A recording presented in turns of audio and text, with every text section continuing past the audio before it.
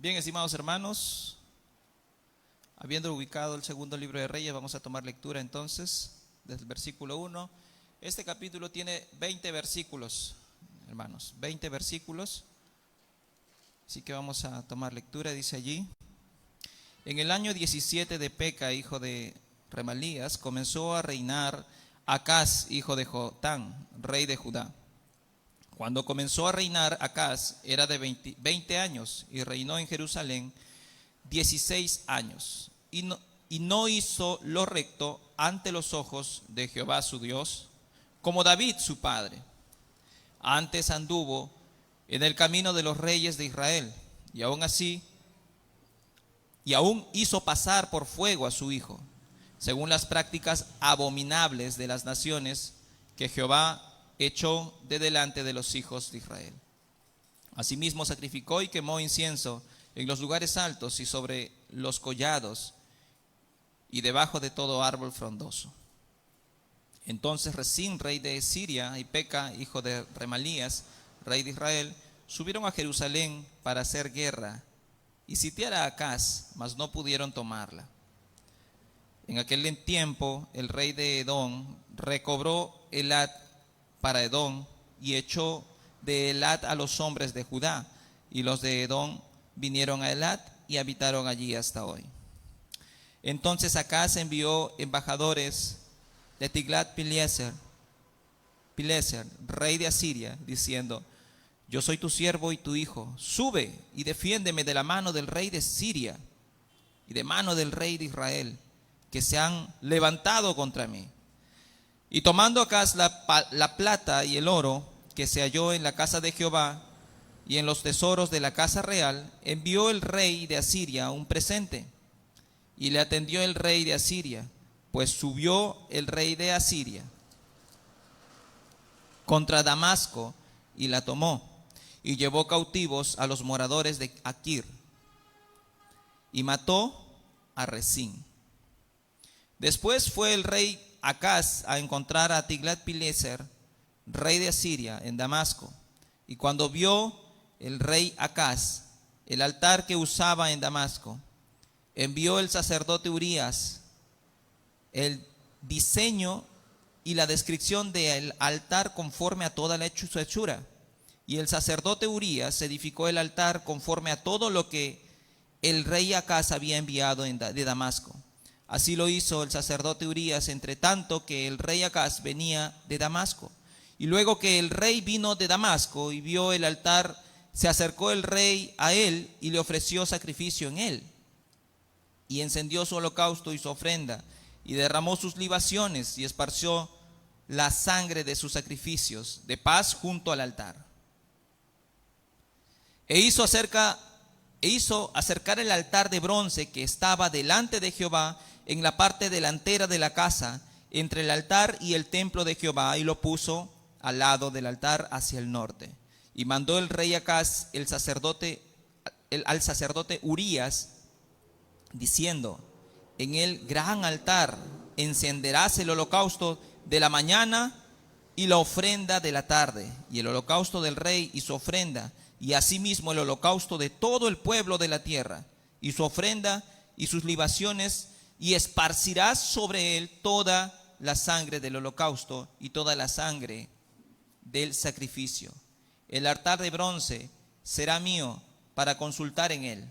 E hizo el sacerdote Urías conforme a todas las cosas que el rey Acaz le mandó. Y cortó el rey Acaz los tableros de las basas, y les quitó las fuentes, y quitó también el mar de sobre los bueyes de bronce que estaban debajo de él, y los puso sobre el suelo de piedra. Asimismo, el pórtico para los días de reposo que habían edificado en la casa, y el pasadizo de afuera, el rey los quitó del templo de Jehová por causa del rey de Asiria. Los demás hechos que puso por obra Acaz, ¿no están todos escritos en el libro de las crónicas de los reyes de Judá?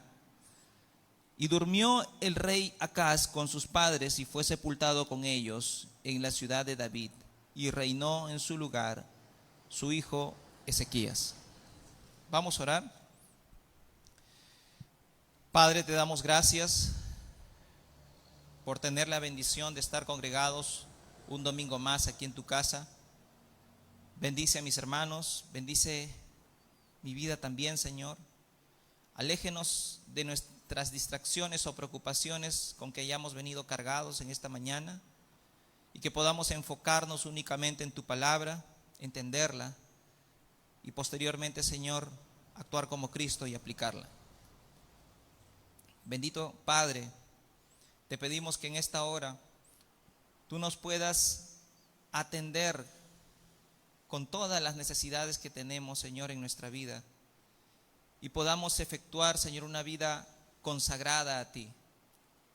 Ayúdenos a ser cristianos prácticos en esta vida y a nunca perder nuestra identidad. Oramos en nombre de Cristo Jesús. Amén. Para poder entender esta parte de la historia, un poco del contexto, hermanos, vamos a relatar, pero yo quería hacer una comparativa que nos va a ayudar a entender un poco de esto. No sé si usted, bueno, siguiendo la hilación histórica, digamos, con el que el pastor Luis González ha venido ya aquí al frente, ¿no? Contextualizando un poco la historia del Perú. Tenemos otra historia también para poder entender, ¿no?, este contexto. En el siglo XIX, hermanos, en el Perú, durante el gobierno de José Balta, ¿no?, se gestó el acuerdo del sello del destino del país a nivel económico, ¿no?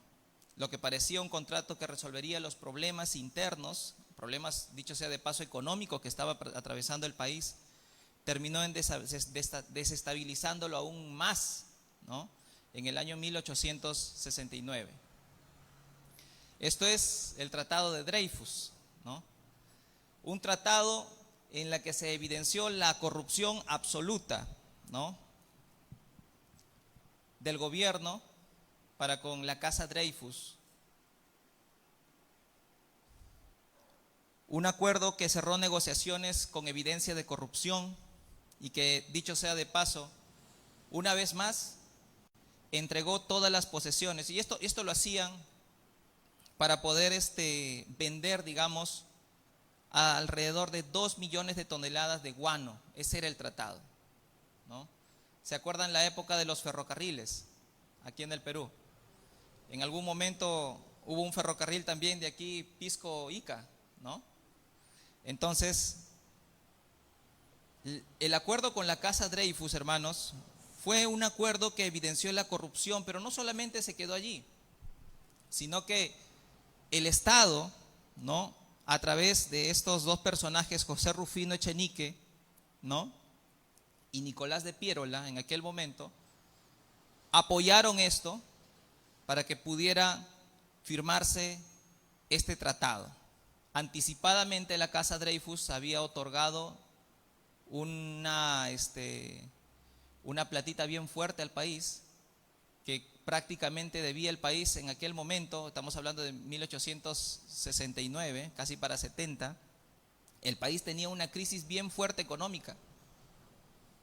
Se debía casi 20 millones o un poco más, casi 30 millones de soles, que obviamente que para el momento pues esa es una plataza, ¿no? No estamos hablando ahorita 100 soles a comparación de esos tiempos, pues era plata, ¿no? Obviamente que estamos hablando de otro sistema monetario, ¿no? Pero se evidenció la corrupción absoluta, y a través de este tratado que prometía, digamos, devolver la sostenibilidad económica al país, terminó ahondándolo mucho más al fondo y endeudándose el país mucho peor de lo que ya estaba. Entonces, cuán importante, hermanos, es recordar esto, porque nos puede pasar también a nosotros en nuestra vida, ¿no?, en el trabajo, cuando queremos de repente negociar nuestras convicciones y ponerlos en la mesa para que en algún momento pues otros puedan hacer lo que quieran con nosotros, ¿no? Y así como saquearon al país en aquel momento, también saquear nuestra vida espiritual, ¿no? Y en este momento vamos a ver un caso similar, ¿ok? Un caso similar que, que nos va a ayudar a entender un poco más acerca de lo que estamos hablando.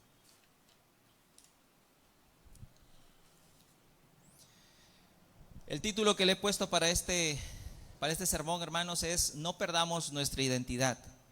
No perdamos nuestra identidad. Y obviamente lo hablo como cristianos, ¿no? No perdamos nuestra identidad. No digo no perdamos nuestra nacionalidad, sino nuestra nacionalidad sigue siendo peruana.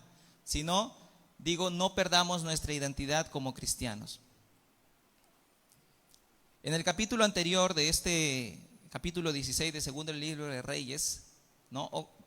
Observamos una sucesión de reyes tanto en el norte como en el sur, y habíamos visto cómo entre estos estados sostuvieron diversas alianzas y en consecuencia a ello múltiples conflictos, ¿no? Bien lo explicó el pastor Luis González la semana pasada, donde los reyes tuvieron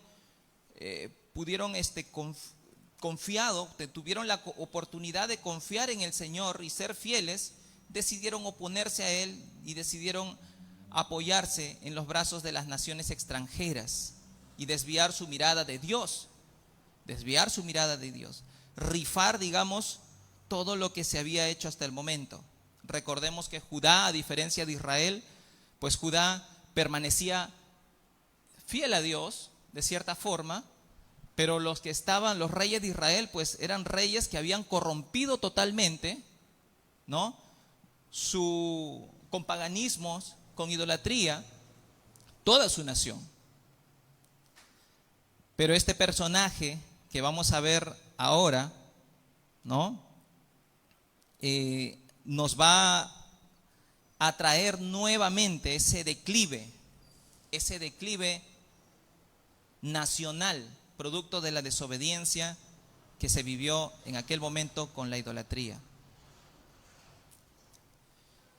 Por su parte, el reino del norte, el reino de Israel, se apoyó en Siria y Judá. Al verse en conflictos con Siria e Israel, se apoyó en un nuevo imperio en surgimiento que era el imperio asirio. Ambos imperios estrecharon alianzas. Digamos que firmaron un tipo tratado, un tipo pacto entre ellos. Vimos cómo las luchas internas, tanto en Israel como en Judá, y además su infidelidad a Dios, desencadenaron una inestabilidad política, pero también religiosa, entre ambos estados. Entonces, vamos ahora, hermanos, a leer el versículo 1, ¿no? Entendiendo esto, hermanos, hay un paralelismo que en Isaías capítulo 7, que también va a hablar acerca de lo mismo y con más información detallada todavía, y también en segunda de Crónicas capítulo 28, ¿ya? Hay un paralelismo allí que va a incluir el consejo de Isaías, que no está aquí en este texto, en este pasaje bíblico, pero sí está en el libro de Isaías, el profeta Isaías, y también va a abarcar un poco más acerca del relato de la invasión filistea, ¿no? De parte de la Cefelá. Eso está en segunda de Crónicas 28-18. Bien, versículo 1. En el año 17 de Peca, hijo de Remalías, comenzó a reinar Acaz, hijo de Jotán, rey de Judá. Jotán había sido un buen rey, hermanos, un buen rey, pero como ya bien lo mencionaron antes, no quitó los lugares altos, ¿no? Había sido, digamos, un rey como de repente antes de votar, ¿no? Antes de ir a votar, siempre la mayoría de peruanos de repente piensa así, ¿no? Vamos a ir allá a votar por el mal menor, ¿no? Y bueno, digamos que este rey era el mal menor, digamos, ¿no? Porque si bien había hecho muchas cosas buenas para su nación, muchas cosas buenas para Dios, no había quitado los lugares altos, ¿no? No había quitado los lugares altos. Reinó este personaje durante 16 años, pero no llevó a hacer que sus convicciones terminaran en consolidar todo lo bueno que había hecho, por un lado hizo para su pueblo. Gobernó mientras su padre estuvo enfermo de lepra entre sus obras positivas que hizo en su gestión fue fortalecer ciudades, construir puertas en el templo y mantener sosiego o tranquilidad en Judá, pero no desterró por completo los lugares altos. No desterró por completo los lugares altos. Y en la narrativa va a comenzar este personaje porque en consecuencia a ello le nacería un hijo, ¿no? Le nacería un hijo. Versículo 2. Cuando comenzó a reinar Acaz, era de 20 años y reinó en Jerusalén 16 años y no hizo lo recto ante los ojos de Jehová su Dios, como David su padre. Como David su padre. Jotam había hecho, hermanos, parcialmente lo recto, mientras que su hijo Acaz había hecho totalmente lo incorrecto. Totalmente lo incorrecto. Sin embargo, a pesar que el texto en Segunda de Reyes, capítulo 15, 34, un capítulo antes, dice que su padre, ¿no? E hizo lo recto ante los ojos de Jehová, hizo conforme a todas las cosas que había hecho su padre Usías. Sin embargo, en el versículo 2 dice que Acaz había hecho todo lo opuesto a lo que había hecho su padre. Todo lo opuesto que había hecho su padre. Y claro, otra vez digo, de cierta forma, ¿no? De cierta manera. Parcialmente, digamos así. Pero acá sí había corrompido absolutamente todo. Entonces, aquí vamos a ver, hermanos, una corregencia, digamos así. En el texto bíblico siempre vamos a ver corregencias. ¿A qué llamamos corregencias? A digamos, la oportunidad que el padre le da al hijo a reinar, ¿no? Con el padre.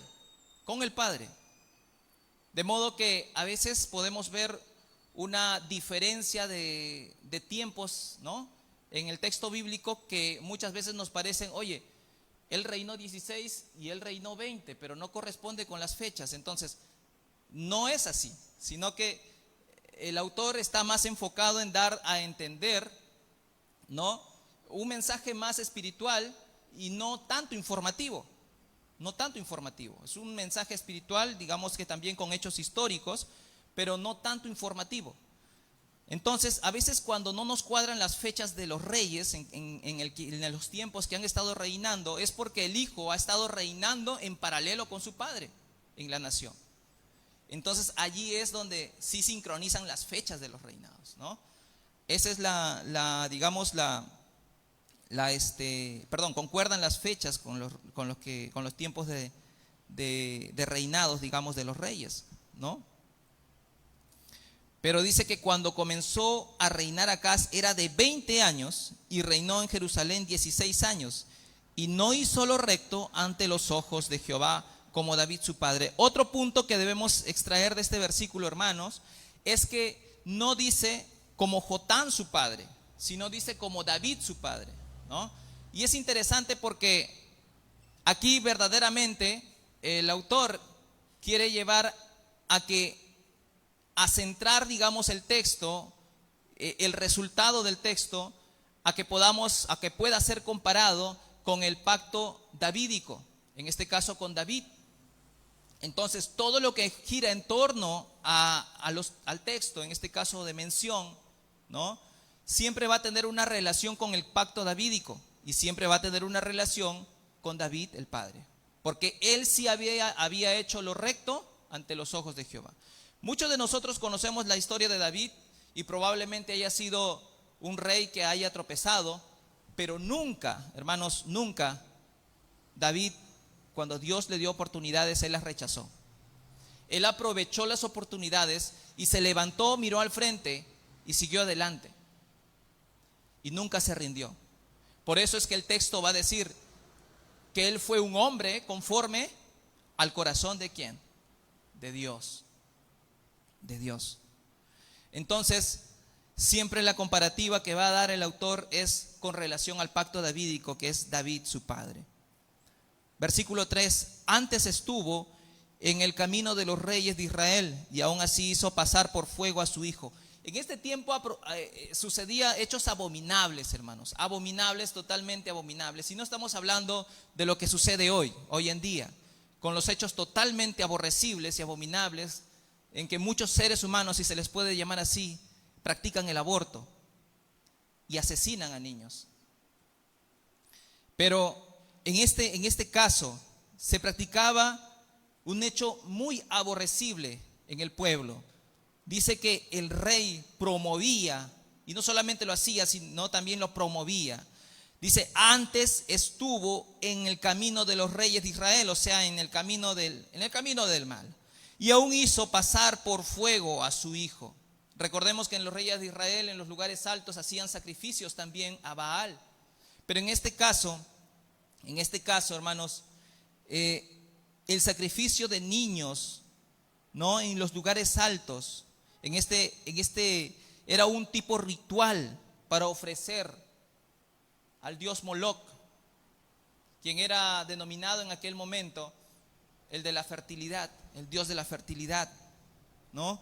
De esa manera, dicen los historiadores, ¿no?, que no se tiene mucho para datar de estas fechas, pero era una estatua de bronce, digamos así, que extendían sus brazos, ¿no? Algunos lo ponen de esta manera, extendía sus brazos y de modo que calentaba tanto que el niño era sacrificado en los brazos de bronce de aquel personaje Moloch, ¿no?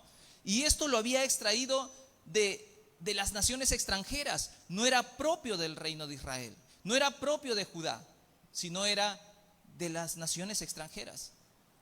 Y de esa manera, hermanos, practicaron estos hechos aborrecibles, como dice el texto, según las prácticas abominables de las naciones que Jehová echó de delante de los hijos de Israel. Jehová evidentemente no estaba de acuerdo con estos sacrificios, como no lo está hoy en día, cuando se esfuerzan las personas en evadir su responsabilidad, algunas personas, y asesinar y abortar niños.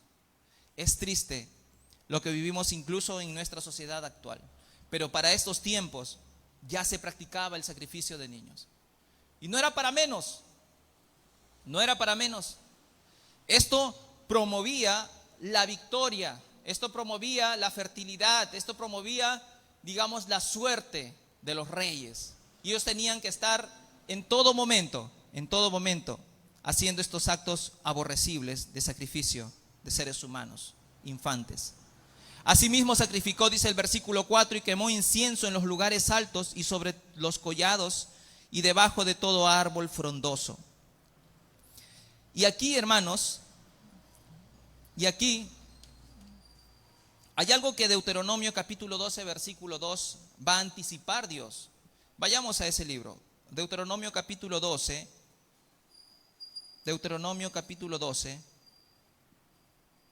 versículo 2.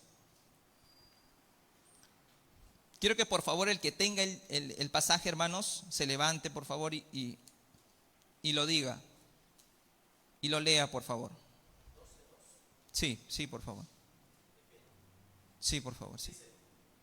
Destruiréis enteramente todos los lugares donde las naciones que vosotros heredareis sirvieron a sus dioses sobre los montes altos, sobre los collados y debajo de todo árbol frondoso. Amén. Muy bien.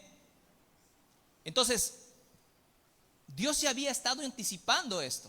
No era algo que los reyes no supieran. Es algo que evidentemente evadían de Dios. Porque por supuesto no estaban actuando bajo los principios divinos, sino sobre sus ideales humanos. No estaban practicando bajo los principios divinos, no seguían la recomendación divina, sino practicaban los hechos más aborrecibles. Porque evidentemente se asociaron a las naciones extranjeras y evidenció pues todo este desenfreno de pecado en el pueblo. Desde ese momento, hermanos, ¿no? Y ya desde pasajes anteriores vemos cómo la indignación de Dios se presenta en las prácticas del pueblo de Israel, pero ahora también la indignación de Dios se hace presente en el pueblo de Judá a través de su rey. Dios no está de acuerdo con estas prácticas y nunca estuvo de acuerdo con estas prácticas. Nunca estuvo de acuerdo con estas prácticas. Asimismo, dice, sacrificó y quemó incienso en los lugares altos, que era una ceremonia. En el versículo 4 de Segunda de Reyes, estamos ahí, volvemos, hermanos. Quemó inciensos, que era un tipo ritual, una ceremonia, y sobre los collados y debajo de todo árbol frondoso. El autor quiere asociar esto con otros pasajes bíblicos que obviamente ya en la que Dios se presenta negándose a estos actos. Versículo 5, entonces Resín, rey de Siria, y Pecá, hijo de Remalías, rey de Siria, subieron a Jerusalén para hacer guerra y sitiar a Acaz, mas no pudieron tomarla. No era evidentemente el tiempo en el que Dios había dispuesto aún para poder acabar, en este caso, a desterrar a este personaje, Acaz. Dice, mas no pudieron tomarla. En aquel tiempo el rey, versículo 6, en aquel tiempo el rey de Edom recobró Elat para Edom y echó a Elat a los hombres de Judá, y los de Edom vinieron a Elat y habitaron allí hasta hoy. Los reinos, tanto Israel como Siria, ¿no?, unieron fuerzas para acabar con Judá. Unieron sus fuerzas para acabar con Judá, para desaparecer a Judá. Asediaron Jerusalén, intentaron destruir a Acaz y sustituirlo por un rey de su elección.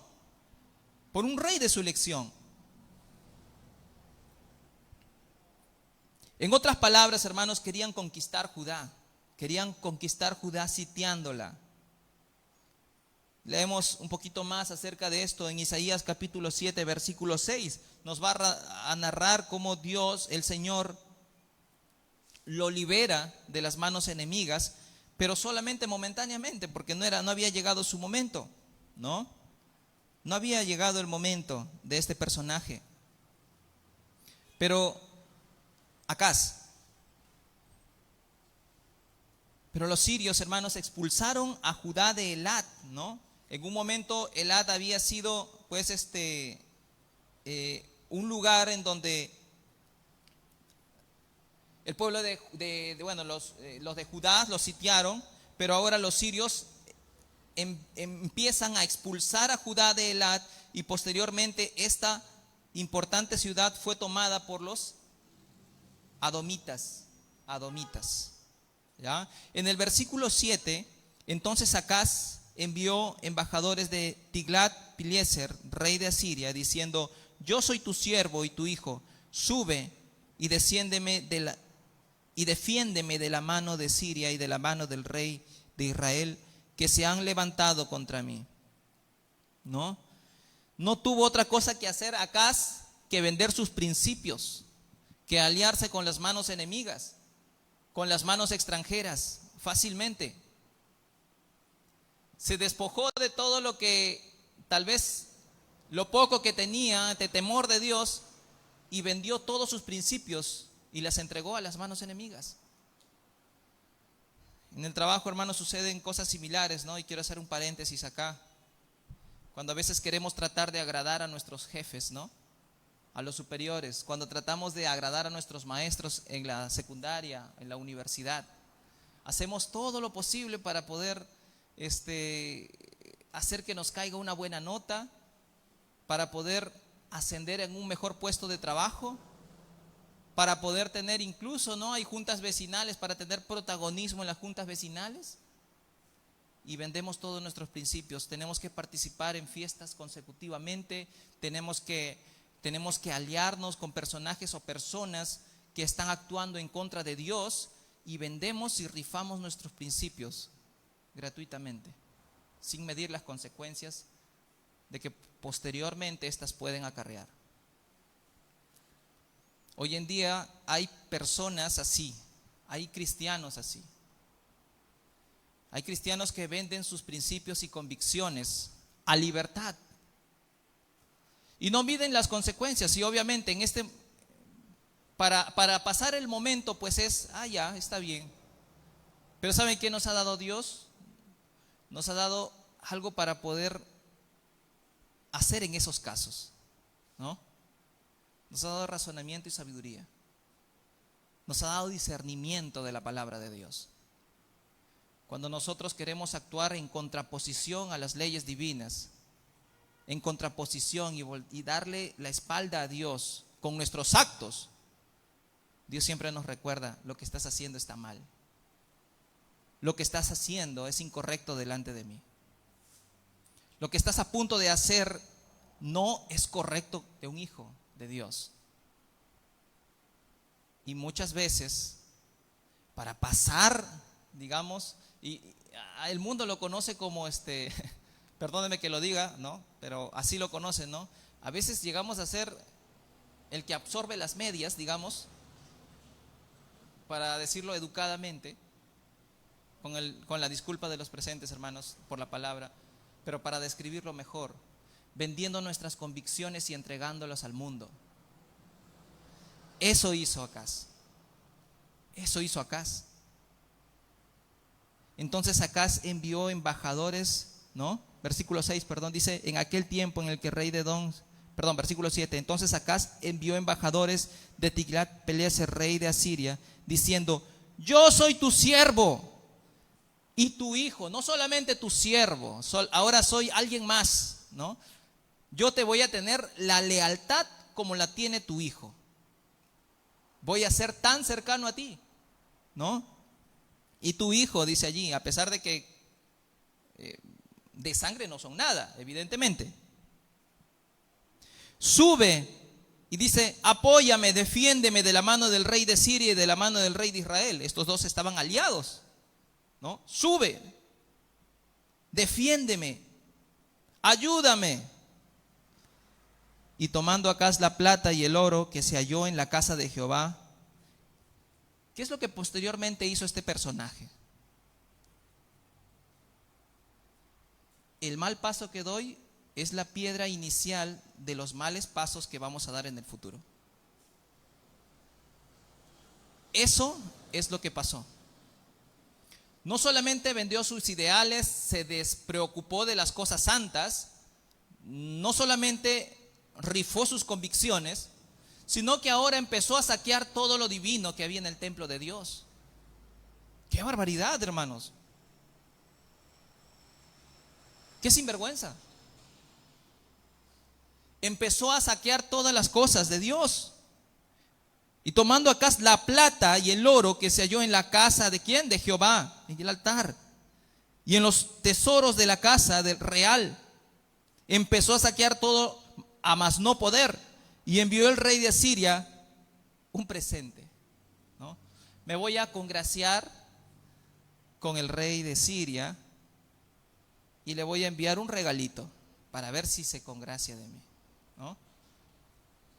Y mira cómo va este personaje y le da un presente, y no contento con eso, le da oro, le da la plata que saquea de la casa de Dios, y envió un presente. Y no solamente de eso, sino también de lo que como rey le correspondía. El oro que como rey le correspondía para poder gobernar su imperio. Versículo 9: y le atendió el rey de Asiria, pues subió el rey de Asiria. Le atendió, le dio todo a más no poder. Entonces subió el rey de Asiria contra Damasco, dice, y lo tomó y llevó cautivados a los moradores de Kir, y mató a Resín. Allí por fin murió el rey de Asiria. Recordemos acá, hermanos, estamos hablando de dos reyes. Uno por parte del rey Acaz, quien se había aliado con el rey de Asiria, ¿ok? Y el rey de Israel, que se ha aliado con el rey de Siria, ¿ok? Son dos cosas distintas, ¿ya? El rey de Asiria estaba aliado con Judá, ¿no? Con Acaz, y el rey de Israel estaba aliado con el rey de Asiria, ¿ya? Ok, perdón, Siria. Entonces fueron, dice, a Damasco, hizo una guerra, evidentemente, y la tomó. Y llevó cautivados a los moradores de Kir y mató a Resín, rey de Siria. Después fue el rey Acaz a encontrar a Tiglat-Pileser, rey de Asiria, en Damasco. O sea, voy y lo busco, ya está. Ahora sí, este hombre ha acabado con todos mis enemigos. Ahora sí, voy para allá y voy a seguir viendo cómo puedo congraciarme con él. Después fue el rey, versículo 10, Acaz, a encontrar a Tiglat-Pileser, rey de Asiria, en Damasco. Y cuando vio el rey Acaz el altar que estaba en Damasco, envió al sacerdote Urías el diseño y la descripción del altar conforme a todas las hechuras. No solamente se había rifado sus convicciones, sino también ahora vemos a un segundo personaje, ¿no? El sacerdote Urías, quien era quien tenía que haberse opuesto a todas estas abominaciones que estaba haciendo el rey Acaz, termina aliándose con él nuevamente. Quien iba a detener sus actos bochornosos para imponer los actos divinos de Dios, iba a terminar aprobando todas sus maldades, todos sus desórdenes gubernamentales. Y así terminó, apoyando y sosteniendo todo el desorden que Acaz estaba promoviendo. Y mira cómo inicia, atendiendo las necesidades y no oponiéndose, sabiendo que es contradictorio a las causas divinas. Y dice, el sacerdote Urías edificó, ¿no? Edificó el altar conforme a todo lo que ¿quién? Lo que el rey Acaz había enviado de Damasco. Un día va a Damasco, probablemente al segundo año de que este rey de Asiria lo había sitiado, y de pronto ve, le impacta todo lo que ve con respecto a los sacrificios, con respecto a la corrupción que se ve ahí, y de pronto dice, oye, qué bonito, ¿por qué no mejor ese modelo lo quiero traer a mi nación? Y lo primero que hace este personaje es decirle al sacerdote Urías que lo haga, replícamelo igual, házmelo igualito, así lo quiero, como esa nación, así lo quiero, ¿no? ¿Y qué termina haciendo? Replicando y haciendo caso, ¿no? El sacerdote Urías termina replicándole, haciendo caso lo que él dice y no oponiéndose, siendo sacerdote, ¿no? Así lo hizo el sacerdote Urías, dice el versículo 11, la segunda coma, entre tanto que el rey Acaz venía de Damasco. Y luego que el rey vino de Damasco y vio el altar, se acercó el rey a él y ofreció sacrificios en él, en ese altar. Ok, ya está hecho, ahora sí. ¿Qué más siguió? Hacer lo que corresponde, el sacrificio. Y encendió su holocausto y su ofrenda y derramó sus libaciones y esparció la sangre de sus sacrificios de paz junto al altar e hizo, versículo 14, acercar el altar de bronce que estaba delante de Jehová en la parte delantera de la casa, entre el altar y el templo de Jehová, y lo puso al lado del altar hacia el norte. Y mandó el rey Acaz al sacerdote Urías diciendo, en el gran altar encenderás holocausto de la mañana y la ofrenda de la tarde, y el holocausto del rey, su ofrenda, y asimismo el holocausto de todo el pueblo de la tierra y su ofrenda y sus libaciones, y esparcirás sobre él toda sangre del holocausto y toda la sangre del sacrificio.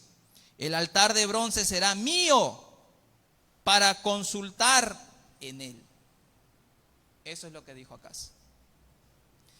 ¿Qué empezó a hacer Acaz? A dar órdenes de poder reorganizar el templo, ¿no? Reorganizar el templo. Y lo estoy diciendo con mucha sutileza, porque en realidad lo que está haciendo es desordenar el templo. Ponerlo de un lugar a otro no como Dios mandó a hacer. Recordemos que el altar en donde se brindaban los sacrificios en el tiempo de Israel, ¿no? Representaba, digamos, la presencia de Dios en el pueblo, la victoria de Dios en el pueblo. Y Dios mandó hacer el altar para los sacrificios de una manera ordenada, Todo estaba en su lugar, pero el rey, haciendo caso omiso a eso, empezó a desordenar todo lo que había allí y hacerlo a su manera. Y qué triste, hermano, cuando un rey actúa de esta manera, un gobernante que tiene todo para poder hacerlo bien, termina vendiendo no solamente sus intereses, sus convicciones, sino también ahora saqueando a Dios. Y va en escalones. Empieza del nivel más bajo, no acaba con el pecado, sigue al siguiente nivel, en el siguiente nivel no acaba con el pecado, prosigue el siguiente nivel y así, y el pecado en él se va extendiendo hasta incluso robarle a Dios y desordenar su casa.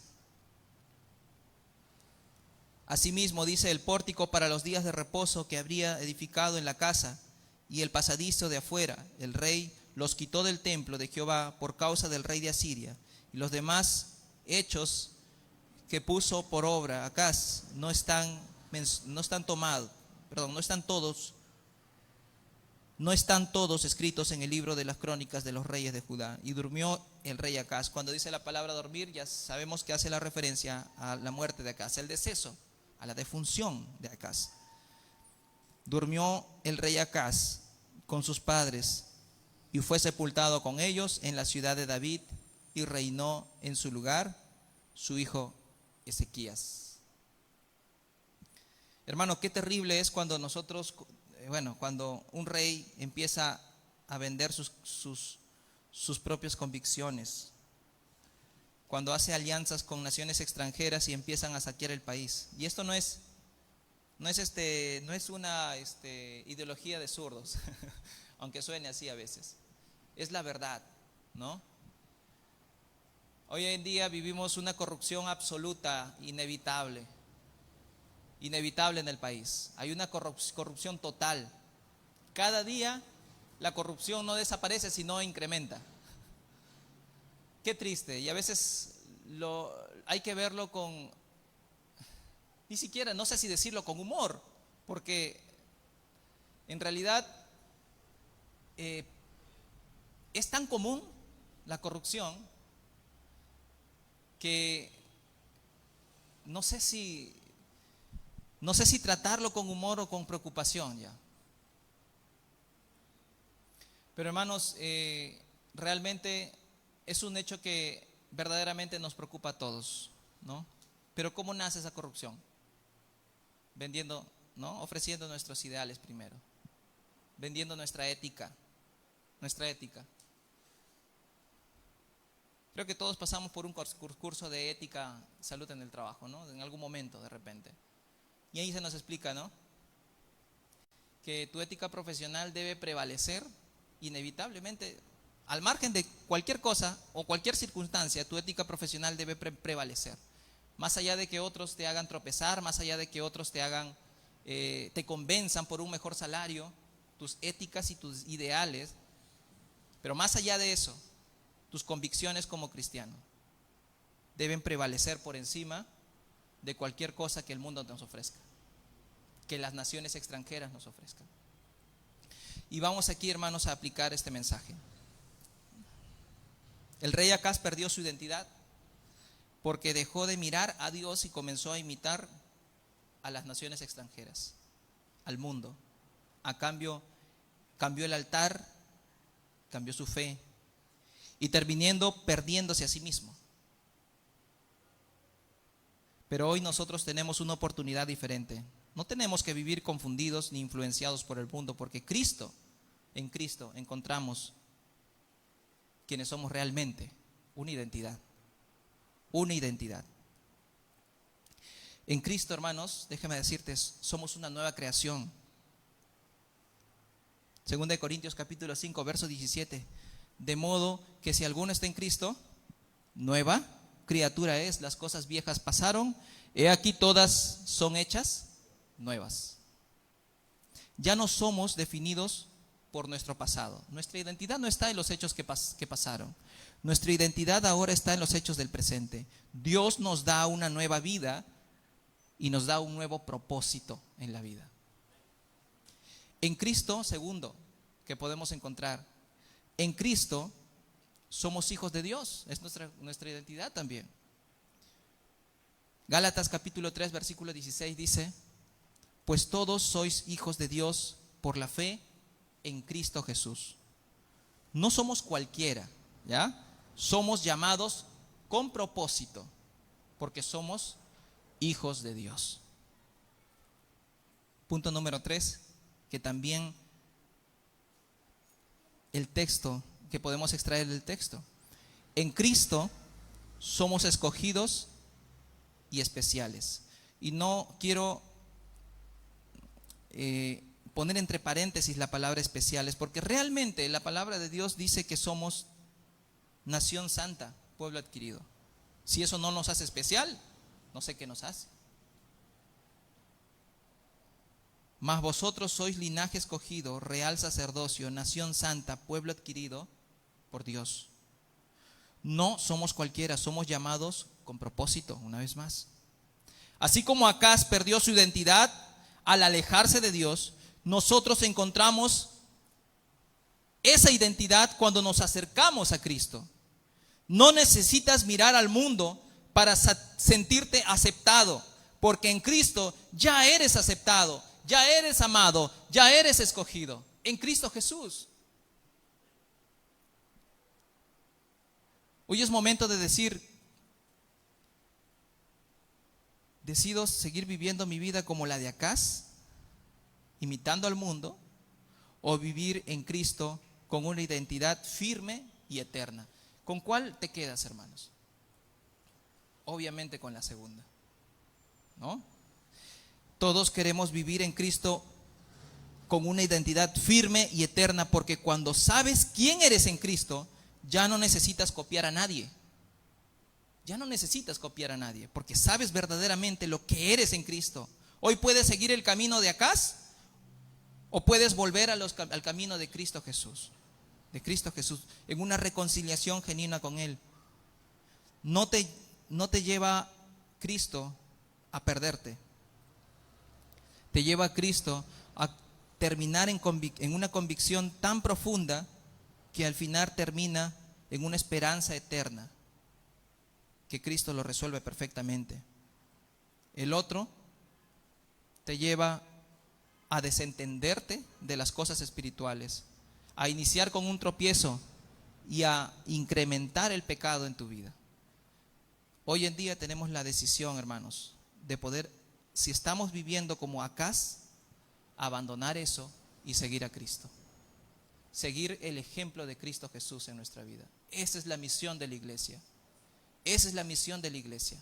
Hoy en día somos, como dice la palabra de Dios, la iglesia que es columna y baluarte de la verdad. ¿De la mentira? No, de la verdad. Así que, hermanos, tenemos que actuar conforme a los propósitos de Dios, porque somos columna y baluarte de la verdad. Que Dios les bendiga, mis hermanos. Vamos a orar, nos ponemos de pie, por favor.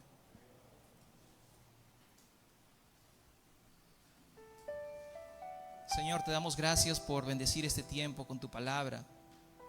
Hemos meditado en ella, Señor. No queremos abandonar, Señor, nuestras convicciones, sino fortalecerlas en Cristo. Gracias por darnos una identidad en Cristo Jesús. Nos la diste con el propósito de, Señor, abrazarla intensamente, mirando siempre los propósitos que tienes en nuestro camino. Tú tienes la última palabra en nuestra vida. Tú sabes también de qué manera estamos actuando en este mundo.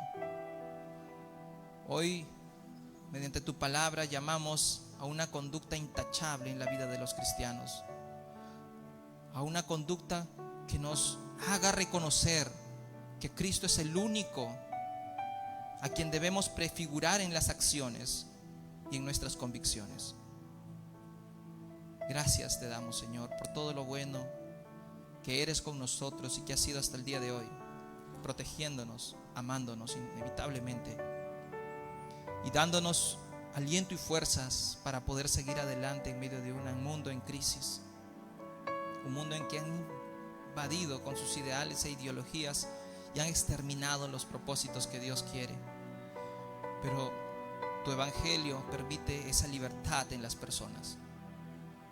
Gracias te doy, Señor, por darnos palabra de vida y darnos la enseñanza de hoy, para nunca perder